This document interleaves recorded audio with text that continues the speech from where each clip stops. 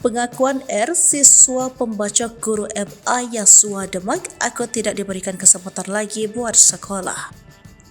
R, pelaku pembacokan kepada guru di Madrasah Aliyah Yayasan Islam Suhada, Kecamatan Kebonagon, Kabupaten Demak berhasil ditangkap. R ditangkap oleh Satuan Reserse Kriminal Polres Demak setelah kabur ke Grobogan, Jawa Tengah. Video penangkapan R pun diunggah oleh akun Instagram Demak hari ini. Dalam video itu, R dijemput oleh petugas Satreskrim menggunakan mobil putih. Tangan R diborgol ke depan lalu dibawa masuk ke mobil. Setelah di mobil, petugas pun sempat menanya R mengenai alasannya membaca korban. Saat ditanya petugas, pelaku mengaku dirinya tak diberi kesempatan untuk sekolah. Pelaku mengatakan jika ia sudah tak diberi kesempatan lagi untuk sekolah. Mendengarkan hal itu, petugas pun kaget. Sementara itu, akun Instagram Demak hari ini juga mengunggah tangkapan layar chat tetangga pelaku sekaligus tetangga korban. Dalam chat itu, tetangga dan pelaku ternyata tinggal satu RT. Pelaku disebut dari golongan kurang mampu.